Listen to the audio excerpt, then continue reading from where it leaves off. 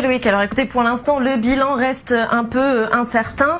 Les réactions des autorités tombent petit à petit puisque cette affaire n'a été révélée qu'hier dans les médias marocains. Le Quai d'Orsay a donc affirmé ce matin être en contact avec les autorités des deux pays, les autorités marocaines et algériennes. Et une enquête serait également sur le point d'ouvrir. Vous le disiez, donc la France confirme la mort d'un Français et puis l'incarcération d'un second en Algérie, mais sans toutefois pour le moment donner plus de précisions ni sur les circonstances ni sur les raisons de cette affaire. Alors tout ce que l'on sait, eh bien on le sait par le récit d'un témoin. C'est ce témoin qui s'est exprimé hier dans les médias marocains. Il s'agirait effectivement de vacances entre quatre hommes qui étaient basés dans la ville de Saïdi, dans le nord-est du Maroc. Ils ont entrepris de faire une sortie en jet ski et puis ils se seraient un peu perdus. Ils auraient passé la frontière sans trop s'en rendre compte et ils auraient donc entré dans l'espace maritime algérien.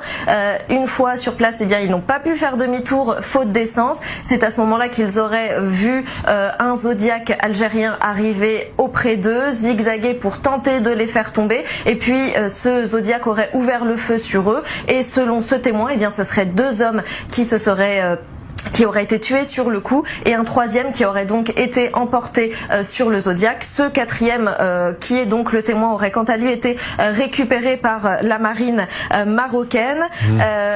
Voilà, pour l'instant vous le disiez, la France elle ne confirme le décès que d'une seule personne et jusque là pour l'instant eh bien ni Rabat ni Alger n'ont publiquement réagi.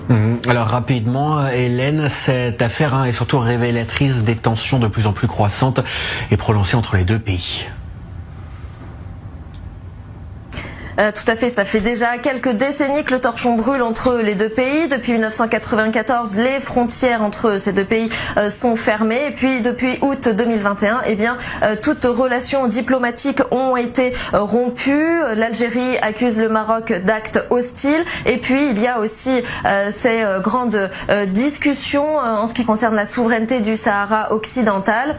Une souveraineté qui a été reconnue par Israël pour le Maroc il y a quelque temps, ce qui n'a donc pas arrangé les choses entre les deux pays, puisqu'Alger a dénoncé, je cite, des manœuvres étrangères à ses portes. Merci beaucoup Hélène Corby depuis nos studios parisiens.